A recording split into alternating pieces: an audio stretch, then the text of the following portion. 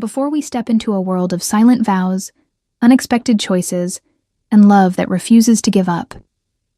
If you enjoy stories that linger in your heart long after they end, don't forget to like this video and subscribe to the channel. Now, let's begin. House smelled of sandalwood and old sorrow. I stood at the threshold of the grand hall, wrapped in a borrowed white dress that clung awkwardly to my stiff body. The satin was too tight at the ribs, and every breath I took felt like it fought against an invisible cage. Above me, a massive chandelier cast a dull, golden light over the marble floor, turning everything into a muted painting of a life I didn't recognize. My heart pounded behind my ribs as the clock struck 7. There were no guests, only a handful of silent witnesses, distant acquaintances of my father, people I barely knew. Their faces were gray and impassive, like statues lined up for a ritual none of them cared to understand.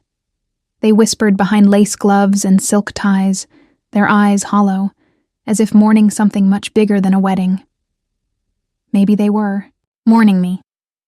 I tightened my grip on the bouquet, a sparse collection of white lilies and wilting baby's breath. Something crinkled under my fingers. Startled, I glanced down. Tucked between the flowers, half hidden, was an old envelope, its edges yellowed and delicate. Mother's handwriting. My stomach twisted. "Aurora," someone whispered. I turned.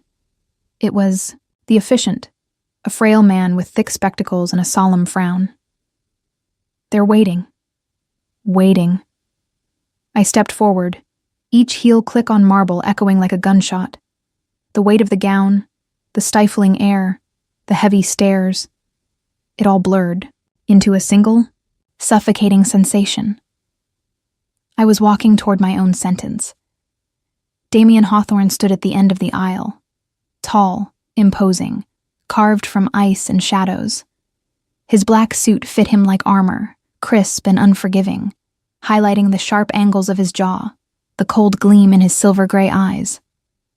He didn't move when I approached, not even a polite smile, just a nod so slight I almost missed it. We were strangers bound by ink and desperation. I reached the altar. The officiant mumbled the scripted words. I barely heard them. My entire focus tunneled to the paper waiting on the table beside Damien's hand, the marriage contract. Damien signed his name in swift, deliberate strokes. His hand was steady, practiced. Mine trembled when I took the pen. My signature faltered, a wavering line, bleeding across the thick cream paper. As I leaned forward, the bouquet shifted in my arm. The envelope slid free, landing lightly on the table. Nobody else noticed. With a flicker of panic, I covered it with my hand, feeling the worn texture under my palm. "Do you, Aurora Sinclair, take Damien Hawthorne?"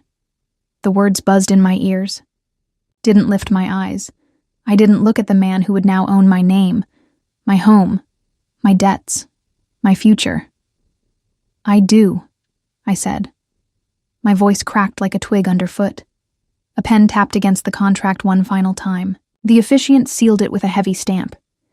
And just like that, the ceremony ended. There were no cheers, no music, only the faint creak of the wind against the old window panes. Damien extended his arm. Mechanical, dutiful. I hesitated, then looped, my hand around the crook of his elbow. His body was rigid under my touch, heat radiating from him like the engine of a machine left running too long. We walked down the aisle together, but there was no confetti, no laughter, no outstretched hands. Just the slow, shuffling footsteps of two people tied together by invisible chains. Outside the main hall, in the dimly lit vestibule, he stopped. Released my arm. "You should read that," Damien said, his voice low and oddly rough. He nodded toward the envelope clutched in my hand. I swallowed. Fingers trembling, I slid the fragile letter from its cover. "My dearest Aurora, if you are reading this, it means you have chosen the path I feared you would have to. Know that sometimes love wears the face of sacrifice. Sometimes honor demands what the heart cannot bear. Trust yourself. Trust him. There are debts deeper than gold, my sweet girl. My knees buckled. I caught myself against the wall, the plaster cool against my bare shoulder. I folded the letter back into the envelope, cradling it like a secret too precious to reveal. When I looked up, Damien was already walking away. His back was straight, his shoulders broad and unyielding. I stood alone in the vestibule, caught between two worlds, the one I had lost and the one I had just been thrust into. The bouquet slipped from my hand and hit the floor with a soft thud. Followed him into the shadows of Hawthorne House, the letter pressed against my chest like armor, or perhaps like a prayer. Somewhere deep inside me, a small voice whispered, "This isn't an ending. It's only the beginning." The house was too quiet. Not the peaceful kind of silence that wrapped around you like a woolen blanket. No, Hawthorne House breathed a different sort of hush, one that pressed against your ribs and made your lungs forget how to work. The corridors stretched endlessly, lit only by the dim sconces mounted along the walls. Every few feet, a portrait of some Hawthorne ancestor glared down at me, their painted eyes sharp with disapproval. Each frame, thick with guilt and dust, seemed to whisper old judgments into the already heavy air. I hugged my arms around myself as I followed Damien up the wide staircase. Neither of us spoke. His back was rigid, his steps measured. I studied the set of his shoulders, the clipped movement of his arms, the tension that vibrated off him like the low hum of an overstrained wire. When we reached the second floor, he paused at a heavy oak door, swung it open and stepped aside. "This is your room," he said. "Your room, not our room," I nodded, swallowing the lump forming in my throat. The bedroom was large, cold, and impersonal. Heavy velvet curtains blocked the windows. The fireplace sat empty and gray with ash. A vase of dead roses drooped on the nightstand, their petals brittle, their stems bent as if exhausted by the effort of living. Damien lingered a moment longer. Then, without a word, he turned and disappeared down the hall. The door clicked shut behind him. I stood there, alone. The weight of the day crashed over me, and I collapsed onto the edge of the bed. The mattress sagged under my weight with a pathetic sigh. I buried my face in my hands. A single sob escaped before I managed to choke it back down. The envelope crinkled against my ribs. I pulled it free and stared at it. Mother's handwriting, curling and fragile, stared back at me like a memory too painful to touch. With trembling fingers, I slipped the letter out again and read the words by the weak light of the bedside lamp. Trust yourself. Trust him. I pressed the letter against my chest, closing my eyes. How could I trust a man who hadn't even looked me in the eyes when we married? I set the letter carefully on the nightstand and pulled my legs up onto the bed, curling into myself. The silence of the house seeped into my bones, heavy and cold. A soft knock startled me. I jumped to my feet, heart racing. The door creaked open. Damien stood there, holding a tray, a cup of tea. He didn't speak, just set the tray on the nightstand and backed away. For a heartbeat, he hesitated at the doorway, as if he wanted to say something. But he didn't. He simply nodded, a gesture not of dismissal, but of acknowledgement, and disappeared once more into the dark corridor. I stared at the cup. The steam curled upward, carrying the familiar scent of mint and chamomile. My favorite. Sat back on the bed, cupped the warm mug in both hands, and allowed the tears to come. Maybe, just maybe, I wasn't as alone as I thought. The next morning, I found the kitchen after getting lost twice in the labyrinthine hallways. It was an enormous space, full of dark wood and heavy stone, but it felt oddly abandoned. There was a pot of tea left on the stove, still warm. Damien wasn't there. I poured myself a cup and stood by the window, watching the mist roll over the barren gardens. The sun barely pierced through the heavy gray clouds. My mother needed her medicine. I tucked the bottle into my pocket and set out to find her room. She was lying in bed, frail and small beneath a mountain of blankets. Her eyes fluttered open when I entered, and a faint smile crossed her lips. "Aurora," she rasped. "I'm here, Mama," I whispered, pressing a kiss to her forehead. Her skin was dry and paper-thin, but warm. I sat with her, spooning small sips of tea into her mouth, adjusting her pillows, brushing her hair back from her forehead. The familiar routine calmed me, grounded me. When she drifted back to sleep, I sat by her side and stared out the window. The estate stretched endlessly, a sea of stone walls and dying trees. Footsteps echoed in the hallway outside. Heavy, deliberate Damien. He paused outside the door but didn't enter. For a moment, I thought he might. I thought he might ask after her, or after me. But the footsteps continued, fading down the hall. I leaned back in the chair and closed my eyes. "Trust him," the letter had said. But trust required more than silent gestures and tea trays. Trust required presence, words, actions. Still, a small part of me remembered the warmth of the tea in my hands, the way he had hesitated at the door. Almost, as if he cared. And maybe, just maybe, that was a beginning. The storm arrived. The next evening, rolling in from the east with a low, growling wind that rattled the windows of Hawthorne House. I stood in the library, watching the trees thrash against the darkening sky. The fire in the hearth struggled to keep the chill at bay, casting long, flickering shadows across the towering bookshelves. I needed answers. The letter from my mother sat heavy in my pocket, burning a hole through the thin fabric. Her words haunted me. Trust yourself. Trust him. There are debts deeper than gold. Damien had not spoken to me since the night of our wedding, except for the silent offerings of tea and the occasional stiff nod in the hallways. Our lives brushed against each other like ghosts sharing the same haunted house. Driven by a restless energy I couldn't name, I crossed the room to a low shelf tucked into a forgotten corner. Old ledgers, correspondence, and dusty family albums lined the shelves. My fingers brushed over the spines until I found a leather-bound journal, cracked and worn. I pulled it free and flipped through the pages, the scent of aged paper filling my nose. Letters. Dozens of them, written in a familiar, looping script, my father's handwriting. I sank into a chair by the fire, my heart thudding painfully in my chest.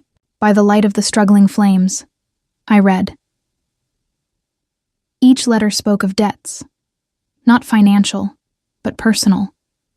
My father had saved the Hawthorne family once, long ago, during a scandal that could have destroyed them. He had covered for them, paid hush, money, shielded their name in exchange for nothing but a handshake and a promise Damien now honored. Marrying me wasn't an act of love or convenience. It was an act of loyalty, of duty. My hands shook as I turned the last page, a letter addressed directly to me, penned in shaky strokes. If the day comes when you must walk into darkness to uphold the light of our name, do not falter, Aurora. Honor demands a price. Pay it without regret. I folded the letter back into the journal and pressed my forehead against my knees, breathing through the ache clawing at my ribs. Footsteps sounded in the hallway, slow and deliberate. Damien. I wiped my face with my sleeve and stood just as he entered the library. He paused when he saw me, something flickering across his face. Surprise, maybe, or something more complicated. You found them, he said quietly, nodding toward the journal still clutched in my hands. I didn't answer. He crossed the room, each step measured, until he stood a few feet away. The firelight painted him in shades of bronze and gold, but his eyes remained silver and unreadable. Your father was a good man, Damien said. Better than I ever deserved. You owed him, I said. My voice sounded strange, hollow. So you married me. He didn't flinch. Yes. The admission hit me harder than any denial could have. I wrapped my arms around myself, feeling the brittle edges of my heart crumbling. "Why didn't you tell me?" I whispered. Damien exhaled slowly, the sound rough and tired. "Because I thought it would be easier," he said. "For both of us." I laughed, a harsh, broken sound. "Easier?" He stepped closer. I backed away. "I know I'm not what you wanted," he said. "I know this life isn't what you dreamed of." I stared at him, at the man who had taken my freedom with one hand and offered me tea with the other. The man who had married me out of duty but brought me my favorite brew without ever asking. I didn't know whether to scream or cry. "What do you want from me, Damien?" I asked, my voice trembling. He was silent for a long time, studying me with an intensity that made my skin prickle. "Nothing," he said finally. "Only that you don't hate me." Hate him? I should have. Maybe a part of me did. But a larger part, the part that remembered the hesitant knock on my door, the steaming cup of chamomile, the way he lingered just out of reach. That part didn't know how to hate him. It only knew how to ache. The storm raged outside, rain lashing against the windows, thunder rolling across the sky like a drumbeat of war. Inside, we stood in a fragile truce, the distance between us a chasm and a bridge all at once. Without thinking, I set the journal down and crossed the room until I stood inches from him. I placed my hand flat against his chest, feeling the rapid thud of his heart beneath my palm. "I don't hate you," I said, barely louder than a breath. Damien closed his eyes. His hand covered mine, warm and steady. For the first time since we met, he looked at me, truly looked at me, as if seeing not the burden, not the duty, but the woman. The fire crackled, the storm howled, and in the eye of it all, we stood still. Two strangers under one roof, two broken souls bound by more than a contract, bound by something older, something deeper, something neither of us dared name. Not yet. The storm had not relented.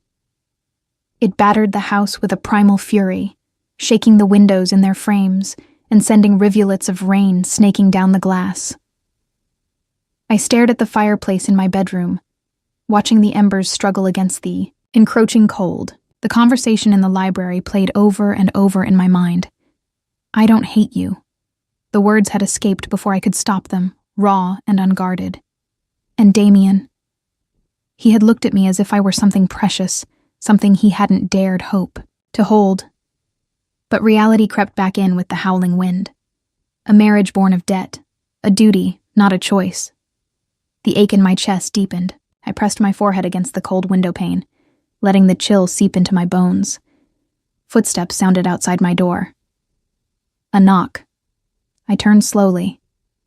Damien stood there, his hair damp from the storm, his eyes shadowed and weary. "May I come in?" he asked. I nodded, too tired to form words. He entered, closing the door behind him. For a moment, he simply stood there, studying me. "Aurora," he said, voice rough. "I never wanted to trap you." I crossed my arms over my chest, trying to hold myself together. "But you did," I whispered. "You tied me to you with chains I didn't even see until it was too late." His jaw tightened. "It was the only way I knew to honor your father's wish." "And what about my wishes?" I snapped, the words slicing the heavy air. "Did anyone ever ask what I wanted?" The fire cracked behind us, throwing our shadows wildly against the walls. Damien took a step closer. "If I could change how this began, I would." "But you can't," I said, voice shaking. And now we're both trapped. The storm outside grew louder, thunder rumbling deep and long, like the growl of some ancient beast. Damien closed the distance between us. He reached out, but stopped short, his hand hovering in the space between us. "I can't undo the past," he said, "but I can promise you this. I will never force you to stay. If you want to leave, I won't stop you." I stared at him, stunned. Freedom. The very thing I'd thought had been stripped from me. But the thought of leaving, of stepping out into the world alone, filled me not with hope, but with a bone-deep terror. Because somewhere along the way, this cold, lonely house had started to feel like something almost like home. Because somewhere along the way, this cold, stoic man had started to matter. Tears burned at the corners of my eyes. "I don't know what I want," I admitted, voice breaking. Damien's hand finally closed the distance, resting lightly on my shoulder. His touch was tentative, almost reverent. "Then stay," he said. "Stay until you do." The vulnerability in his voice unraveled something inside me. I pressed my hand over his, anchoring myself. The thunder cracked overhead, rattling the windows. Without thinking, I leaned into him. His arms came around me, strong and sure, pulling me against the solid warmth of his body. For the first time since my father died, I let myself cry.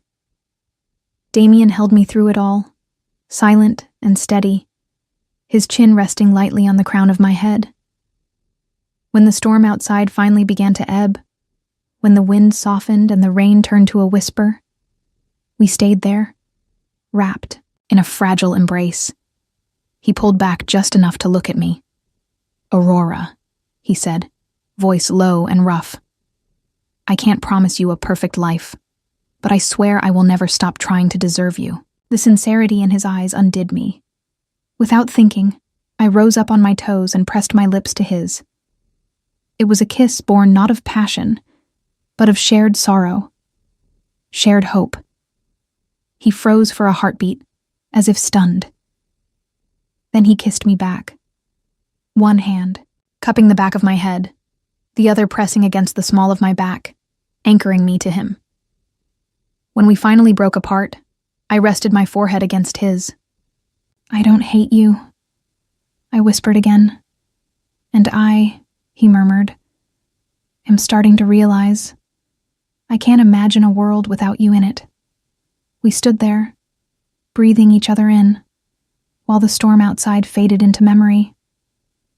And for the first time since stepping into Hawthorne House, I didn't feel trapped. I felt chosen. The past still loomed over us, heavy and unyielding. But in that moment, we chose to believe in something more, something worth fighting for. The morning after the storm, the world outside my window gleamed under a brittle, pale sunlight, as if trying too hard to pretend that nothing had been broken. The gardens, once heavy with rain, shimmered like a forgotten dream. I stood there in my robe, holding a cooling cup of tea, feeling the weight of the previous night lingering on my skin like a second, heavier garment. Everything had shifted. And yet, nothing had. The house remained a cavern of silence. The walls, soaked with old secrets and older regrets. Somewhere in its depths, Damien moved too, a presence that felt simultaneously close enough to touch and impossibly distant. A soft knock broke the stillness. I turned, expecting a servant, but it was Damien himself, standing there with a wooden box tucked under his arm. His hair was still damp from a recent shower, a few unruly strands falling over his forehead. He looked, if it was possible, even more undone than last night. He didn't speak immediately. Instead, he set the box down on the bed and straightened, rubbing the back of his neck the way a man might after surviving a battle he hadn't meant to fight. "I found something," he said. His voice was rough, low, like gravel scraped over stone. "It was meant for you." I approached slowly, my heart tripping over itself. The box was old, the wood scarred with deep gouges and water stains. A tarnished brass key rested on top, as if waiting for me. My fingers hesitated for a moment before lifting the key and unlocking the latch with a soft click. Inside, Wrapped in a piece of yellowed silk, lay a stack of letters tied with a fraying blue ribbon, and beneath them, a small, velvet-covered book, my mother's diary. My knees nearly gave out. I sat heavily on the bed, the old mattress sagging beneath my weight. Damien stepped back, giving me space, but I could feel his gaze resting on me like a hand that dared not touch. I untied the ribbon, my hands trembling, and pulled free the top letter. My dearest Aurora, it began in my mother's looping script. If you are reading this, it means the time has come for you to know the truth. My throat closed. I pressed the letter against my chest for a moment before forcing myself to read on. She spoke of choices made in shadows, of sacrifices offered without expectation of gratitude. She spoke of love, not the sweet, easy love of fairy tales, but the kind that costs you pieces of yourself you never expected to lose. And she spoke of Damien. He is not the man the world sees. He carries burdens no one else would bear. Trust your heart, my sweet girl. It knows the way. The words blurred as tears welled in my eyes. I wiped them away impatiently and set the letter aside, reaching for the diary. The velvet cover was faded to a dull gray, but when I opened it, the pages inside were alive with my mother's voice. She wrote of her fears, her dreams, her fierce, unrelenting love for me and my father. She wrote of the promises made between our family and the Hawthorns, promises paid not with gold, but with loyalty, with silence, with honor. She wrote of the day she knew I would have to bear the burden she could no longer carry. And as I read, a different kind of understanding took root in me. Not the bitter, hard knowledge of betrayal, but the aching, reluctant comprehension of what it meant to love someone enough to let them hate you. I closed the diary carefully and looked up. Damien stood by the fireplace, his hands shoved into his pockets, his shoulders tense. He wasn't watching me. He was staring into the cold ashes as if they held the answers he couldn't find in my face. "Thank you," I said, my voice raw. He turned, and for a moment, the mask he always wore slipped. I saw something flicker across his face. Relief, maybe. Or hope. Fragile and tentative. "I didn't know if you would want it," he said. His fingers flexed at his sides, restless, or if it would just make everything harder. I rose from the bed, clutching the diary to my chest. "It makes everything harder," I admitted, and clearer. Damien's mouth twisted into something that might have been a smile, if it hadn't hurt so much to see. "I'm scared," I confessed, because there was no point pretending anymore. "I don't know how to do this. I don't know if I can." His eyes softened. He crossed the room in 2 long strides and stopped just short of touching me, as if waiting for permission. "So am I," he said simply. The honesty in his voice broke down the last fragile wall inside me. I closed the distance between us, pressing the diary against his chest as if by anchoring myself to him, I could keep from drowning. He caught me gently, his arms folding around my shoulders. I rested my forehead against his chest, listening to the steady beat of his heart. Not the frantic drum of passion, but the slow, enduring rhythm of a man who stayed even when it hurt. We stood there for a long time, saying nothing, breathing each other in. Maybe love wasn't grand or loud. Maybe it wasn't built on fireworks and declarations shouted into the rain. Maybe it was this, the quiet gift of choosing each other, again and again, even when it would have been easier to walk away. The days that followed settled into a rhythm neither of us dared to name. It wasn't peace, exactly. It wasn't love, not yet. But it was something steady, fragile, and growing. Mornings began with quiet breakfasts in the sunlit kitchen. Damien would brew the coffee while I buttered slices of toasted bread, the only sounds between us the clink of cutlery and the soft crackle of the radio playing some old jazz tune from a forgotten decade. Sometimes he would hand me a cup without speaking, his fingers brushing mine just long enough to send a ripple down my spine. We spoke little at first. The conversations, when they came, were tentative, stitched together with careful glances and half-finished sentences. But each word built a bridge across the chasm that had once yawned so wide between us. One afternoon, I found myself wandering into the greenhouse tucked behind the main estate. Glass panes streaked with rain and dust arched overhead, letting in dappled light that warmed the loamy air. Inside, rows of forgotten plants drooped and tangled, reaching desperately for attention they hadn't received in years. I knelt beside a patch of struggling roses and brushed away the dead leaves. The scent of damp earth filled my nose, grounding me. For the first time since stepping into Hawthorne House, I didn't feel like a trespasser. I felt like a caretaker. Hours passed without my noticing. When the sun dipped low and my back ached from crouching, I heard the crunch of boots on gravel behind me. I turned to see Damien standing at the threshold, his sleeves rolled up, a rake slung over his shoulder. He looked impossibly human then, stripped of all the armor he usually wore. "You're not supposed to be working," he said, a ghost of a smile playing at his lips. "I needed to do something real," I said, rising and wiping my dirty hands on my jeans.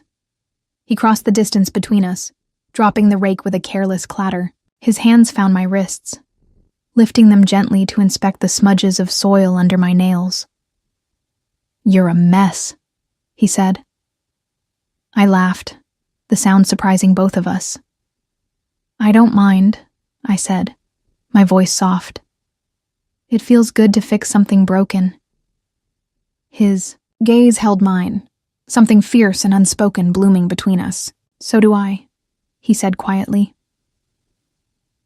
We spent the rest of the afternoon cleaning out the greenhouse together. Damien worked in silence, occasionally glancing at me with an expression I couldn't quite decipher. Part awe, part longing, part disbelief that I was still here.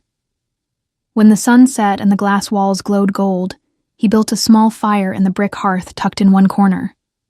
We sat side by side on an old bench, sharing a blanket, sipping from a thermos of bitter coffee he had thought to bring. I found myself leaning against his shoulder without thinking. He didn't move away. Instead, he tilted his head until it rested, lightly, against mine. We watched the fire crackle and spit, the flames throwing strange shadows across the misted glass. "You were right," Damien said after a long silence. I shifted to look up at him. About what? About needing to fix things. About needing to do something real. He turned slightly, his arm sliding around my back, pulling me closer. "I've spent so long trying to control everything," he admitted. "Trying to be the man my family needed, the one your father trusted. But somewhere along the way, I forgot how to just live." His confession stole the breath from my lungs. "You don't have to carry it all alone," I said. My hand found his where it rested against my hip. I threaded our fingers together, grounding us both. He squeezed gently, as if anchoring himself to that small, shared promise. "I want to learn," he said, "if you'll be patient with me." I pressed my forehead against his jaw, feeling the rough scrape of his evening stubble. "I'm not going anywhere," I whispered. The fire burned low, casting a soft, golden cocoon around us. Outside, the night crept in, cold and watchful.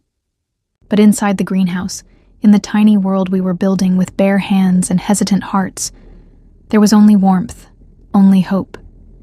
We stayed there until the fire dwindled to embers, wrapped in each other, and the silent, steady beat of a future we were just beginning to believe we deserved.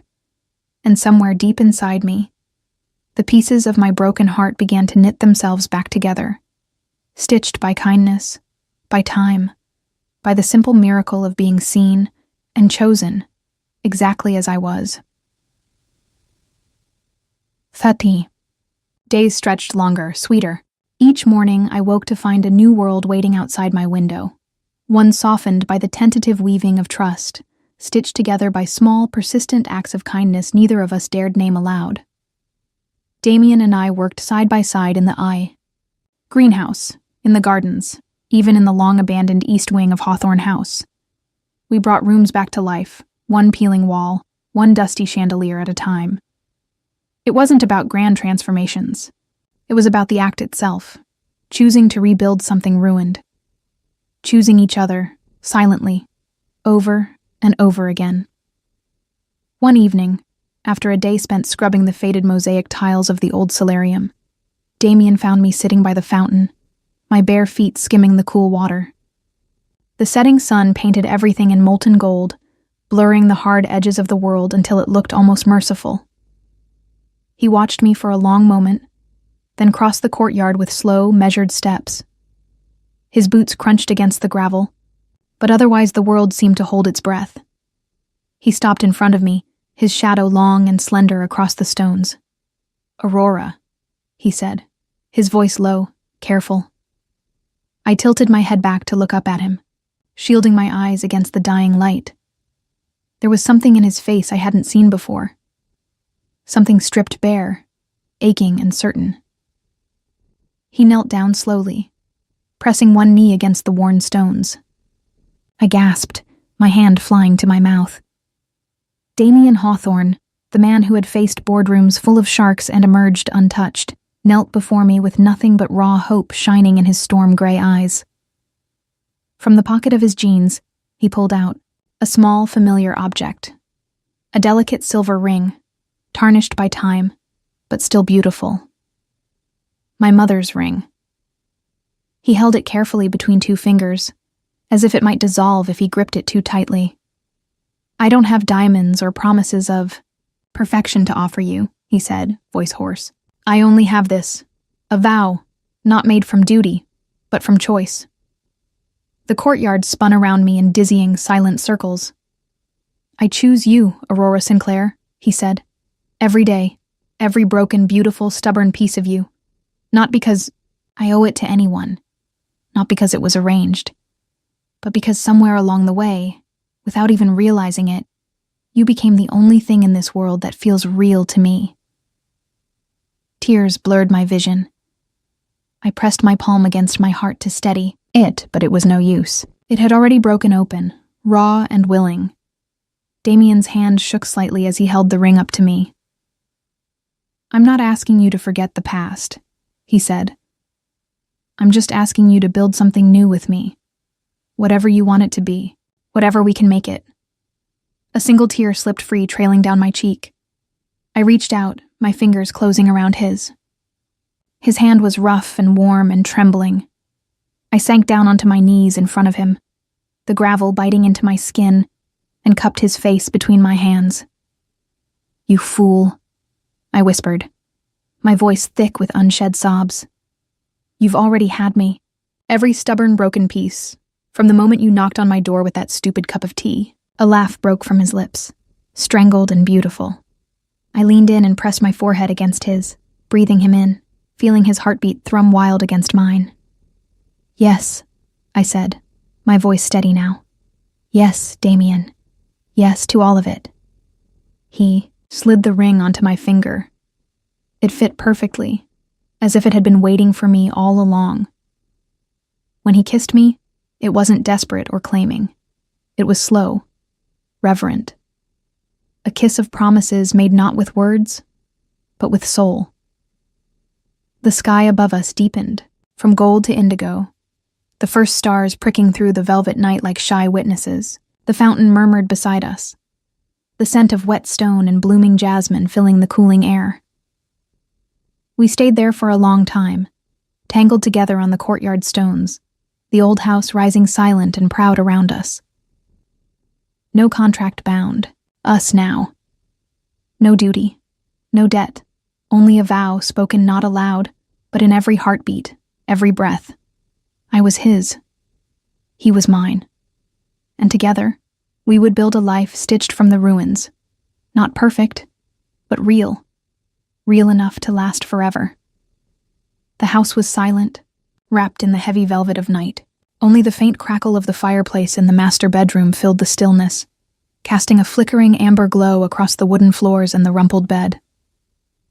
I stood near the window, barefoot, my fingers nervously twisting the hem of my cotton nightgown. Outside, The gardens lay cloaked in silver mist, the moon a pale guardian overhead. I could hear my own heartbeat in my ears, a wild, steady drum. Behind me, the door clicked shut. I turned.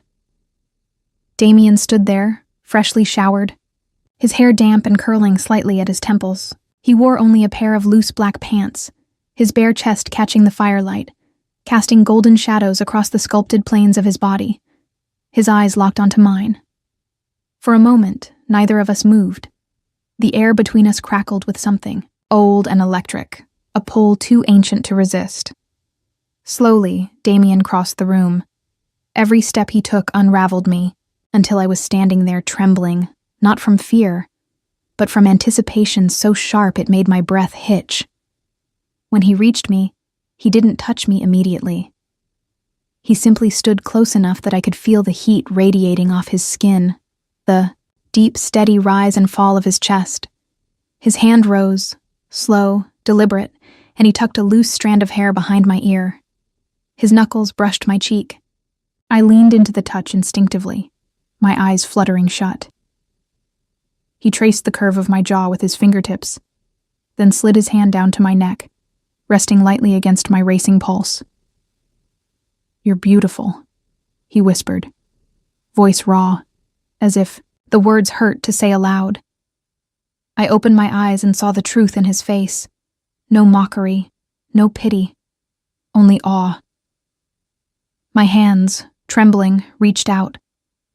I splayed my palms against his chest, feeling the hard, steady thrum of his heart under my touch. He caught my hands gently, pressing them tighter to his skin.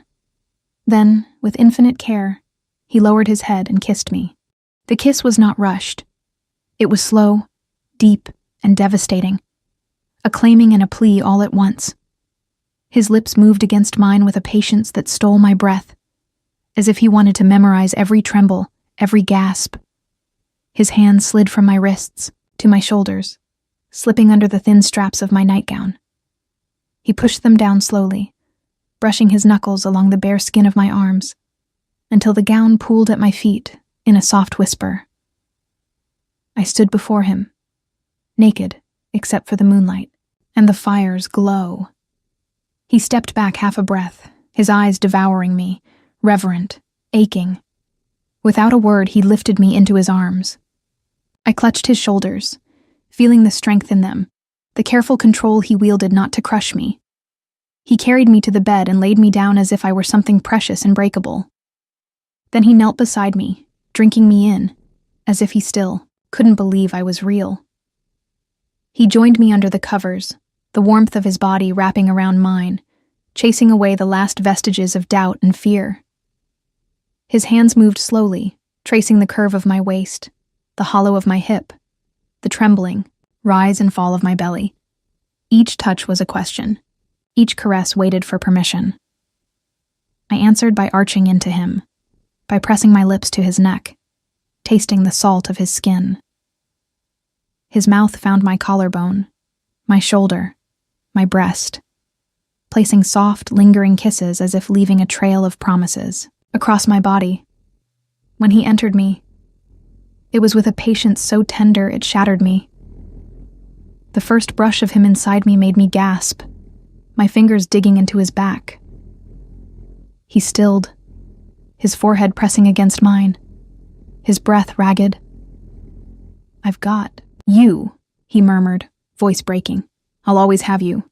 He moved slowly, giving me time to adjust, to open to him, to lose myself in the overwhelming sensation of being filled, claimed, cherished. Pain gave way to pleasure. Pleasure gave way to a deeper need I hadn't even known I carried. We moved together, finding a rhythm older than memory, the world shrinking down to the heat of our skin, the slide of our bodies, the whispered gasps shared between open mouths. When release came, it rolled through me in great, sweeping waves, carrying my name from his lips as he followed me over the edge. Afterward, we lay tangled in the sheets, our limbs entwined, our breaths slowly falling into sync. The fire crackled softly, the shadows dancing across the ceiling. Damien brushed his fingers through my hair, his touch languid, almost sleepy. I tilted my head to look at him, finding him already watching me with an expression so open, so unguarded it made my chest ache. He cupped my cheek and leaned in, pressing a kiss to my forehead, my nose, my lips. "My wife," he whispered against my mouth. I smiled, a slow, sleepy smile, and tucked myself closer against him. No words were needed. The night spoke for us. The steady beat of his heart against my ear, the warmth of his body sheltering mine, the unbreakable certainty in the way his arms held me. It was a vow stronger than any words could capture. I had been claimed, but more than that, I had been chosen. And for the first time in my life, I knew what it meant to belong. If this story touched your heart, please give it a like. It lets me know you're here, sharing these moments too. Don't forget to subscribe to the channel for more heartfelt journeys about love, family, and finding home. Thank you for spending your time with me today. See you again in the next story.